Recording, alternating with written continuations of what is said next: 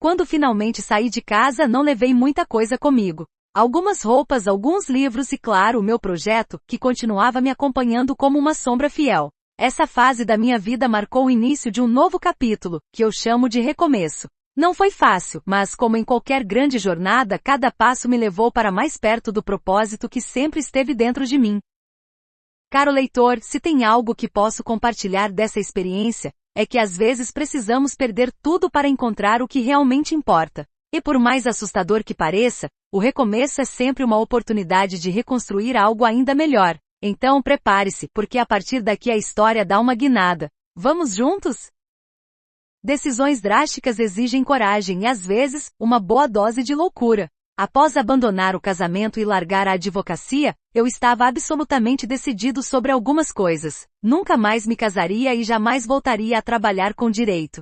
Essas eram as verdades absolutas na minha mente, tão sólidas quanto uma rocha. Mas como você pode imaginar, não ter um emprego ou um plano concreto logo me colocou diante de outra questão: como pagar as contas?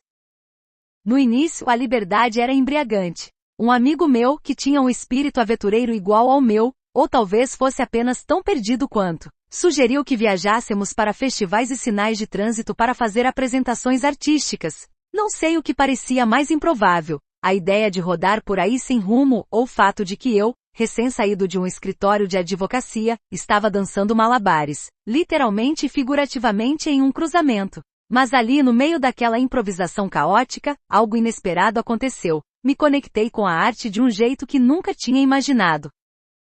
A arte, como dizem, tem o poder de libertar. E foi isso que ela fez comigo. Cada apresentação era uma declaração de independência. Cada reação do público era um lembrete de que eu estava vivo, de que eu podia me expressar e encontrar significado fora das amarras de uma carreira convencional. Foi nesse período que algo começou a se formar em minha mente, uma ideia que até então era nebulosa, o que o projeto poderia realmente ser. Entendi, no meio das risadas e olhares curiosos, que quem é libertado pela arte pode, com a arte, libertar os outros. Mas calma, não vamos apressar as coisas. Essa epifania é algo para ser explorado mais adiante.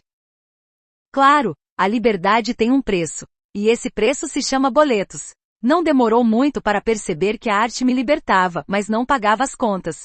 Então, com um aperto no coração e no bolso, voltei à minha cidade sem ter a menor ideia do que faria a seguir. Já tinha decidido que a advocacia estava fora de questão, e trabalhar em algo que me afastasse de quem eu estava me tornando também não era uma opção.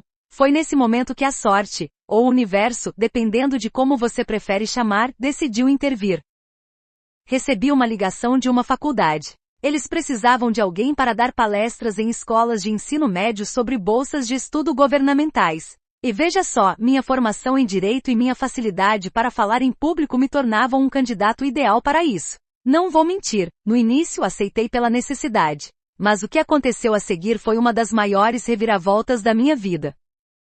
Minha primeira palestra foi em uma escola modesta, com alunos que claramente estavam mais interessados no intervalo do que em ouvir sobre bolsas de estudo. Entrei na sala com meu melhor sorriso e uma boa dose de nervosismo, ajustei o microfone e comecei a falar. O que aconteceu depois me pegou de surpresa, eu amei aquilo. Não apenas gostei, eu realmente amei. Falar sobre oportunidades, ver os olhos de alguns alunos brilharem quando entendiam que o futuro deles podia ser diferente, era algo que eu nunca tinha sentido antes.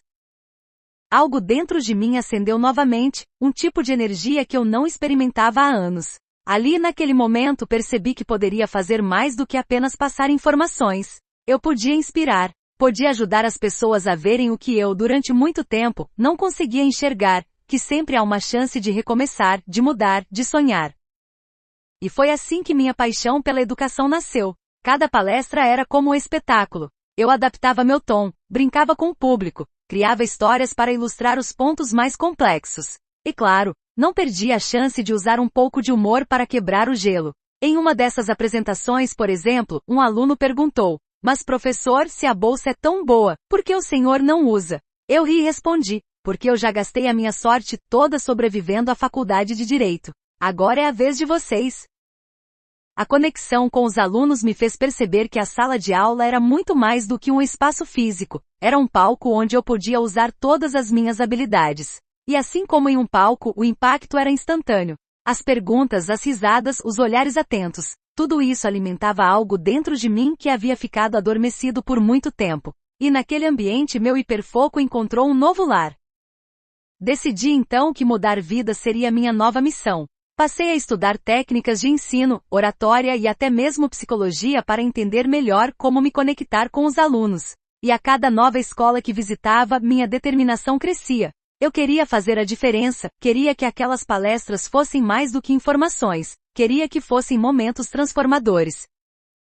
Ao mesmo tempo, comecei a trabalhar diretamente para a faculdade. O trabalho era desafiador, mas me permitia expandir meu impacto. Não era apenas sobre os alunos que encontrava nas escolas, era sobre construir algo maior, algo que pudesse atingir mais pessoas. Meu hiperfoco, que antes parecia tão caótico e difícil de controlar, agora tinha encontrado um propósito claro. Olhando para trás, vejo como tudo se encaixou. As viagens, as apresentações artísticas, as palestras. Cada experiência contribuiu para moldar quem eu estava me tornando. E caro leitor, se há algo que quero que você leve desta parte da história, é isso. Nunca subestime os caminhos inesperados. Às vezes o que parece uma simples necessidade pode se transformar na descoberta mais importante da sua vida.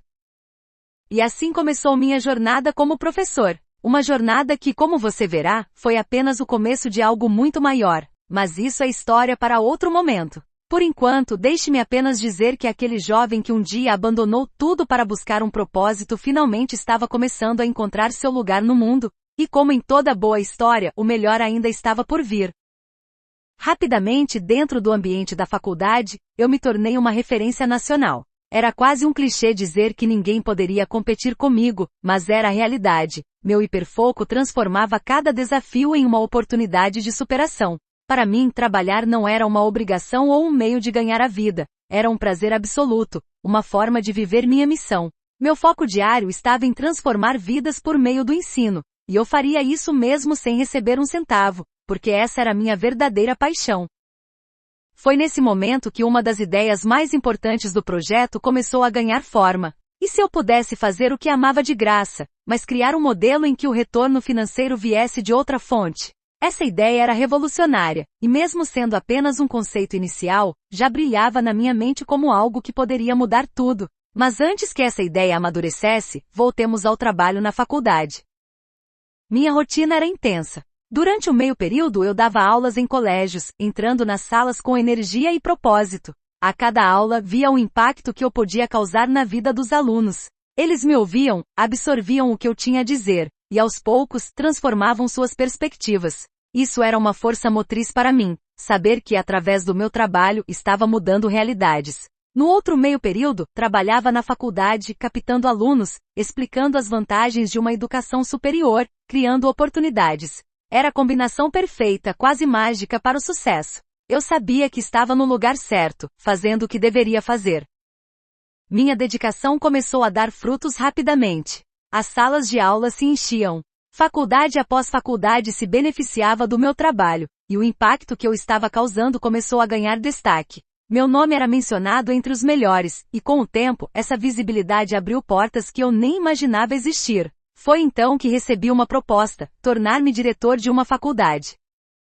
A ideia parecia absurda no início. Meu propósito não era o dinheiro ou o status. Minha motivação sempre foi transformar vidas. Então, por que eu deveria aceitar um cargo tão corporativo, tão voltado para números e relatórios? Recusei de imediato. Porém, eles usaram um argumento que mudou tudo para mim. Como diretor, eu teria controle orçamentário. Isso significava que eu poderia criar eventos sociais, implementar programas de bolsas de estudo e, literalmente, mudar o destino de muitas pessoas de forma permanente. Quando ouvi essas palavras, meus olhos brilharam. Essa era a chance de fazer algo muito maior do que eu já estava fazendo. Foi assim que aceitei o desafio. Tornei-me diretor de faculdade, uma posição que para muitos parecia o ápice de uma carreira. Para mim, era apenas mais um passo na missão de transformar vidas. Nessa época, eu já havia me formado também em História e estava cursando Filosofia. Minha sede de conhecimento era insaciável, e eu sabia que cada curso, cada aula que eu assistia, contribuía para me tornar mais preparado para minha missão.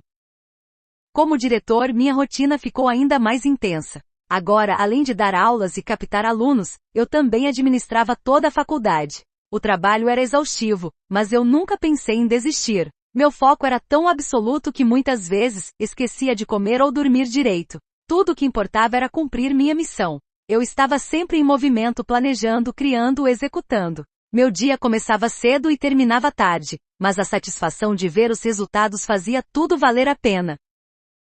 O impacto que consegui causar como diretor foi extraordinário. Com o controle orçamentário em minhas mãos, comecei a implementar ideias que antes pareciam impossíveis. Criei eventos sociais que uniam a comunidade, ofereci bolsas integrais para estudantes que jamais sonharam em entrar na faculdade, e vi de perto como essas ações transformavam vidas. Cada história de superação, cada sorriso de agradecimento, era um lembrete de que eu estava no caminho certo. Mas esse sucesso não veio sem desafios. Havia pressão por resultados financeiros, expectativas de crescimento, e muitas vezes tive que lutar contra a mentalidade de lucro acima de tudo. Meu foco, no entanto, nunca desviou. Eu sabia o que precisava ser feito e fazia, não importava o quanto fosse difícil ou quantos obstáculos surgissem. Meu compromisso era com as pessoas, não com os números. Esse período da minha vida também foi marcado por uma profunda reflexão sobre o que significa sucesso. Enquanto muitos ao meu redor mediam sucesso pelo saldo bancário ou pela posição que ocupavam, eu via sucesso de outra forma. Para mim, sucesso era medir o impacto positivo que eu estava deixando no mundo. E como diretor, tive a oportunidade de fazer isso em uma escala muito maior do que jamais imaginei. Houve momentos de cansaço, claro. Havia dias em que o peso das responsabilidades parecia esmagador. Mas em vez de me desanimar, eu usava esses momentos como combustível. Sabia que cada decisão que tomava, cada projeto que implementava, era uma oportunidade de criar algo duradouro, algo que realmente fizesse a diferença. E assim, com cada dia que passava, eu me tornava ainda mais comprometido com minha missão. Estava claro para mim que minha jornada estava apenas começando, e que havia muito mais a ser feito. Você está pronto para descobrir o que vem a seguir? Posso garantir que as próximas páginas trarão ainda mais desafios, conquistas e, acima de tudo, a certeza de que com foco e determinação, tudo é possível.